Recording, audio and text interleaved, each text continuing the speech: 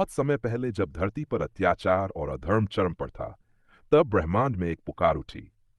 देवता, ऋषि और समस्त जीव श्री विष्णु से प्रार्थना करने लगे कि वे पृथ्वी पर अवतरित होकर धर्म की रक्षा करें। उसी समय भगवान विष्णु ने श्री कृष्ण के रूप में जन्म लिया। ये जन्म केवल एक बालक का नहीं था, बल्कि ये एक युग परिवर्तन की शुरुआत थी। मथुरा नगरी में अत्याचारी कंस ने भय का साम्राज्य बना रखा था। उसके शासन में निर्दोषों का रक्त बहता था और लोग दिन रात भय में जीते थे। लेकिन जब श्री कृष्ण ने कंस का वध किया, तब सबको लगा कि अब अंधकार मिट गया है। किंतु कंस का ससुर, मगध का शक्तिशाली राजा जरासंध, अपने दामाद की मृत्यु का प्रतिशोध लेने के लिए बार बार मथुरा पर आक्रमण करने लगा। जरासंध ने मथुरा पर 17 बार हमला किया। हर युद्ध विनाश लेकर आता था। घर टूटते, भूमि रक्त से लाल हो जाती, लोग पलायन करते। श्री कृष्ण और बलराम हर बार अपने पराक्रम से जनता की रक्षा करते, पर उन्होंने देखा कि निरंतर युद्धों से निर्दोष जनता पीड़ित हो रही है। एक रात चांदनी में जब मथुरा के महल के ऊपर श्री कृष्ण खड़े थे, उन्होंने शहर की टूटी दीवारें और भयभीत लोगों को देखा। उनके मन में एक विचार आया कि अब इस हिंसा और रक्तपात से दूर किसी शांत और सुरक्षित स्थान पर नया जीवन आरंभ करना होगा। तभी उन्होंने कहा, अब समय आ गया है कि हम एक नई नगरी बसाएं, जहां शांति, धर्म और प्रेम का साम्राज्य हो।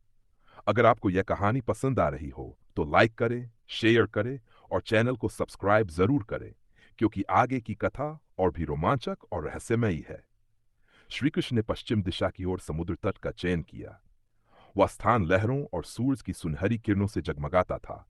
वहां हवा में एक दिव्य शांति थी, मानो समुद्र स्वयं भगवान की प्रतीक्षा कर रहा हो।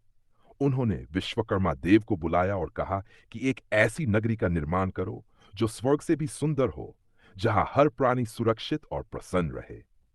विश्वकर्मा देव ने विनम्र होकर कहा कि प्रभु, यह भूमि समुद्र के अधीन है।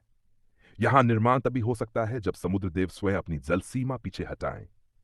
श्री कृष्ण ध्यानमग्न होकर समुद्र तट पर खड़े हुए और समुद्र देव से प्रार्थना की। कुछ ही क्षणों में समुद्र देव प्रकट हुए। उनके हाथों में शंख और जल का कलश था। उन्होंने कहा कि हे माधव, यदि आप यहां अपनी नगरी बसाना चाहते हैं, तो मैं अपने जल का भाग पीछे हटा लूंगा, ताकि आपके लिए भूमि उपलब्ध हो सके। जैसे ही समुद्र पीछे हटा, वहां एक विशाल भूमि प्रकट हुई। रेत सुनहरी थी और सूर्य की किरणें उस पर ऐसे चमक रही थीं जैसे सोना बिखरा हो। वहीं से शुरू हुआ उस अद्भुत नगर का निर्माण। विश्वकर्मा ने दिव्य शक्तियों से निर्माण आरंभ किया। थोड़े ही दिनों में वहां एक ऐसी नगरी तैयार हुई जैसी पहले कभी किसी ने नहीं देखी थी। चारों ओर सुगंधित फूलों की बगीचियां थीं, महलों की दीवारें रत्नों से जड़ी हुई थीं, सड़कों पर मोतियों की चमक बिखरी थी और आकाश में हमेशा संगीत की लहरें तैरती रहती थीं। इस दिव्य नगरी के 7 विशाल द्वार थे, इसलिए इसका नाम पड़ा द्वारका। द्वारका केवल एक नगर नहीं था, बल्कि एक जीवंत स्वर्ग था। यहां हर व्यक्ति के जीवन में सुख, समृद्धि और प्रेम था।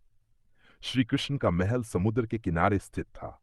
वहां से दूर तक फैले सागर को देखकर ऐसा लगता था मानो स्वयं प्रकृति भी श्री कृष्ण के चरणों में झुकी हो। हर सुबह जब सूर्य की पहली किरण महल की छत पर पड़ती, तो पूरा नगर सुनहरी आभा में नहा उठता था।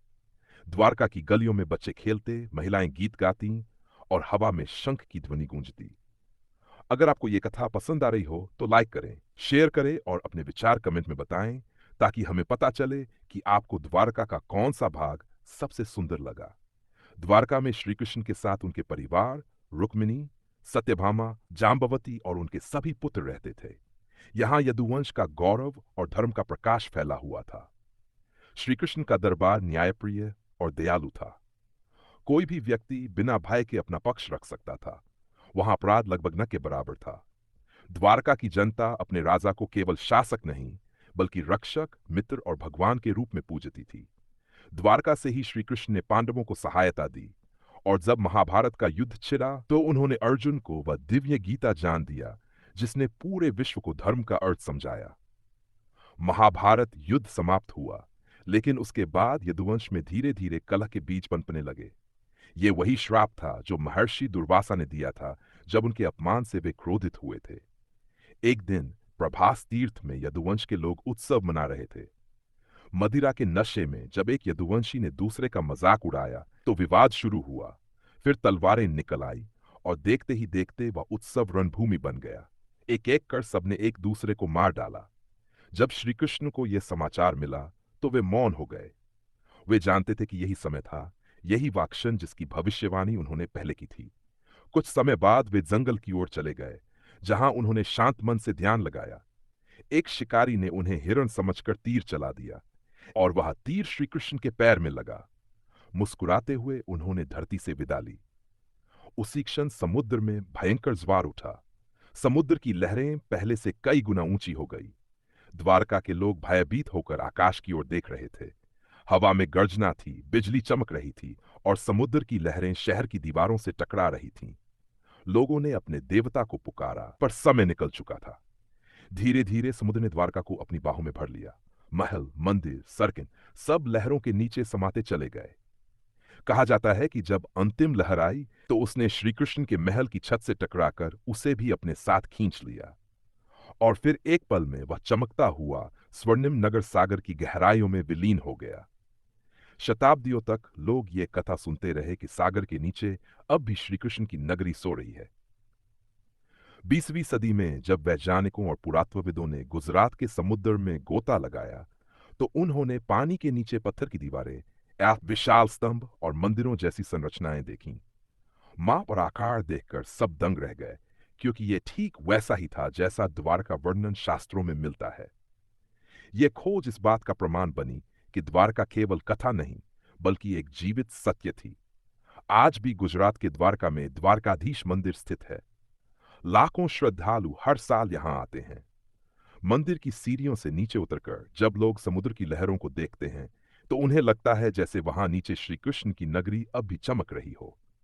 रात के समय जब चांदनी में लहरें झिलमिलाती हैं तो ऐसा प्रतीत होता है कि किसी गहराई से वीणा की मधुर ध्वनि सुनाई दे रही हो। शायद ये वही द्वारका है जो समय के पार अब भी अपनी कथा कह रही है। द्वारका केवल एक नगर नहीं, बल्कि आस्था और विश्वास का प्रतीक है। यह हमें सिखाती है कि चाहे युग बदल जाएं, पर धर्म, प्रेम और सत्य की ज्योति कभी नहीं बुझती। अगर आपको द्वारका की ये रहस्यमयी और प्रेरणादायक कहानी पसंद आई हो तो इसे लाइक करें, शेयर करें और चैनल को सब्सक्राइब करें, ताकि हम आपको ऐसी ही और अद्भुत, ऐतिहासिक और दिव्य कथाएं सुना सकें जो हमारे इतिहास की आत्मा को जीवित रखती हैं।